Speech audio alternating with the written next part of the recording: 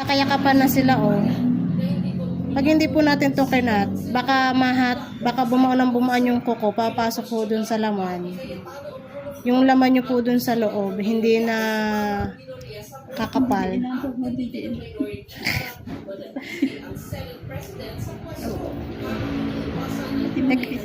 Kasi po pag kumapit na po ganun, nakakain niya po yung laman.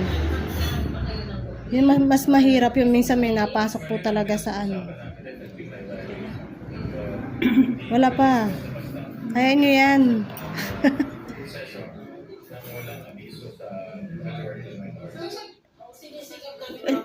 Teka lang po. Huwag nyo po igalaw. Huwag nyo po hilahin. Unti-untiin ko po yan.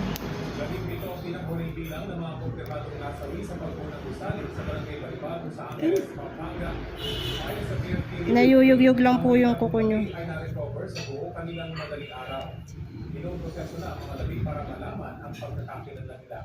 Noong May 24, nangyari ang pagbuo ng gusali.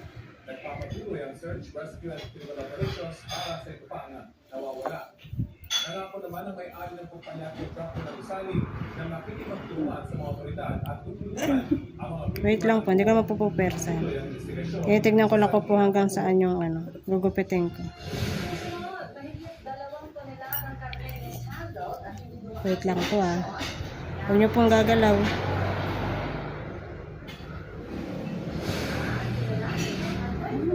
Wait lang po. Huwag niyo po hilahin.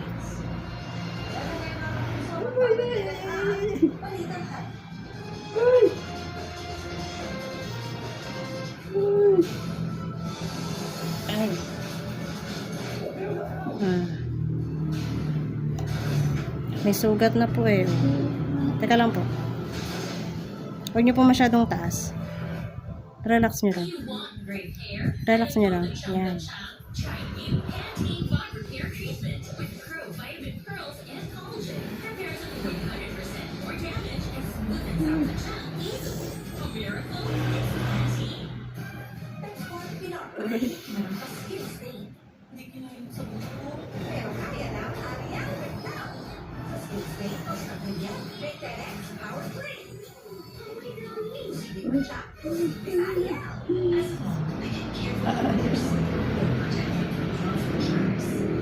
I choose Safeguard. You upgrade formula with complete 10 germ protection, unlike another antibiotic. So it protects against 10 types of harmful germs.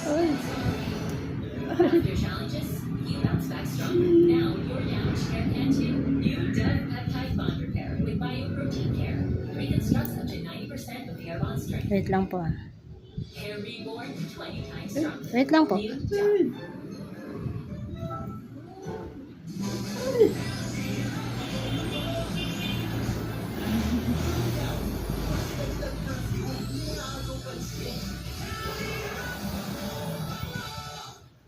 Good vibes at ginhawa ang muling hatid ng GTV Free Time Mother's Month Edition. Nakapag-unwind ang mga hardworking employees sa relaxing activities and exciting giveaways na hatid ng GTV.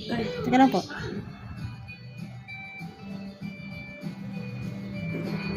Sa GTV Free Time Mother's Month Edition, Aray. sumitse, balitahan on GTV. Opo, wait lang. Wait lang po. Huwag niyo po itigas. Huwag niyo po itigas. Wait lang po. Teka lang po. Huwag niyo po itigas ah. Wait lang po. Wait lang po. Huwag niyo po itigas. Relax niyo lang po. Mula sa ilog hanggang sa ilalim ng tulay. Nagresulta yan sa pag-apaw ng tubig sa kalsada.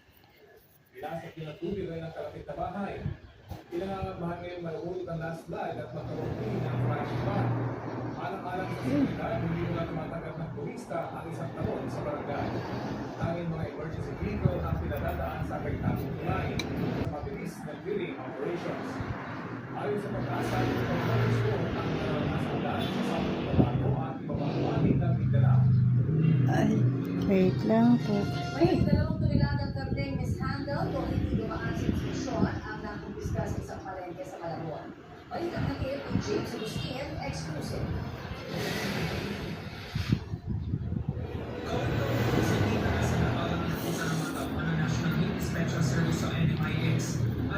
CIDT sa pwestong ito sa isang palengke sa Malabon City. Basta alas 2 sa madaling araw. Wait lang po, huwag niyo tigas. Ang ibang karne nakatiwang pa. Relax lang. Kinumpis ka ang mga misagad frozen meat. Ayon sa may-ari ng pwesto, alam naman nila na kailangan na nasa chiller or freezer ang mga frozen meat. Actually, ako ang pinagdala ng tiwala niya. Kasi ako sa atin. Kasi talaga para sa mga customers. Meron naman, kasi hindi naman pinagdala ako malalagay. Ibo pa. Kaya, hindi naman sila nakulangan ng abiso. Pero, syempre, sa kapabayaan din, okay lang. Kaya, ngayon, lesson, syempre, kailangan susunod ayos na. Hindi rin pinalagpas sa mga frozen meat na nasa improvised chiller na, pero wala nang yelo. Depensa na nagtitinda Sa pagkakilo kanila, pero meron po yan. Araw-araw na yan. Hinarang naman ang kolong-kolong na ito na may sakay na ayon na bago kaki na bago. May naipakita ang meat sa survey. Saan ang destinasyon? Sa halit na Malabon. Wala rin katang ang mga karne. Napatunay sana na dumaan sa pagkasuri ng NMIS. Kasi pumunipis na po yung ano. Ito po wala na, nakat ko na po yan. Daang kilo rin ang galantina. Teka lang po, ah. O yung mababang parte ng manok kamay ng loob pa ang tumapad sa mga otoridad sa 2 peso sa palengke. Teka lang po. Kinumpis na rin Hindi po ang gilaw.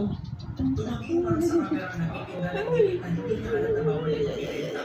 Sa kabuhan na yung dalawang kabilada ng isang frozen meat, pagpig at galantina na kumpista. I-issue na ng confiscation receipt ng mga nagtitinda. Dapat ang mga tao tinitinda dapat na-inspect ng authority. Para masunod natin na ang kanya ay talagang safe sa init ng publiko. Ang also dapat ito, possibility dapat nakalagay sa mga pisa. At dapat nag-maintain ito ng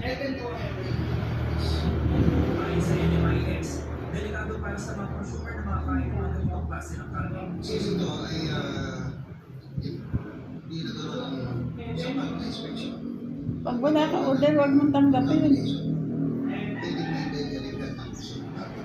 Marami tayong sakit na sa ulo. Kasi may sakit na tayo na pwede sa tao. At alam mo magkakaroon ng risk sa ating health condition. Ito, konti na lang po to, Lola. Wait lang. Paalala ng NMIS sa mga I-deliver consumer, na yun. maging mapanuri sa mga binibili Nung mga ano, karne. biktima ako. James Wala ako Agustin, dito. magbalik para sa Tinanggap ni GMA Didi, 800. Eh, hindi naman wala naman akong order. Yung binuksan, hindi naman yung pakinabangan. Tapos nung nandun naman ako sa Imus, Teka lang po. may order ako. Ang alam ko ng order ko 1.5. Dumating 2,000. Sabi ko, hindi yun. 1.5 lang ang order ko. Hindi ganun. Hindi ko tinanggap. May isang araw na nandito. Dalawang araw Kailan po? pabalik-balik. 172 daw. Hand and body lotion. So, wala akong order. Ay, Teka lang po, teka lang po. Dala sa Senado ng mga abogadong ni Vice President Sara Duterte naman ang mga sagot sa articles of impeachment. Hiling nila sa Senado basura ang impeachment. Ito na po, last na. Huwag nyo na po itigas. natin sana ma-dismiss itong Teka po. articles of impeachment para without prejudice sa aming Supreme Court. Teka lang po. Ito na lang, nasa dulo na. Sinagot ng busy ang mga aligasyon sa kanya at question Hindi ko makuha. sa ginawa ng Justice Committee. Nag-trial daw ang House Justice Committee kahit sa issue naman ng Wala na po talaga. ang depensa. Wala kang mapunay. natatagit niya. Check ko lang po ulit.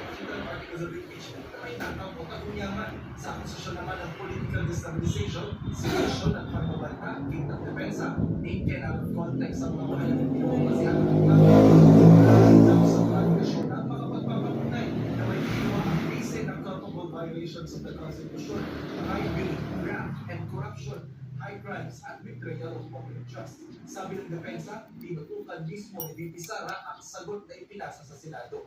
Kung ano man ang susulat namin doon, dapat talaga yung Relax lang po. Alisin ko lang po ito. nasa talaga niya yung aming answer. At siya nagpapatunay na lahat na nakasulat doon ay nakasaad ng mga depensa para sa kanya. Okay naman po siya, business as usual lang po parati ang ating vice-presidente. Tuloy-tuloy lang po yung trabaho niya. Handa na rin daw ang bise sa panlilitis sa kanya kung kinakailangan daw ang haharap ito sa korte. Parati sinasabi, kailangan harap si VP Madali, kaya maghaharap na tayo ng answer na. Hinaharap na itong mga pagkakataon. Pagkatapos nito, may impact Kaya nga po, listen ko po yung... Teka lang po, gugupitan ko po. sumagot sa mga inilatag ng depensa at sa July 6, pagsisimula na ang paglilitis kay Vice President Duterte. Jonathan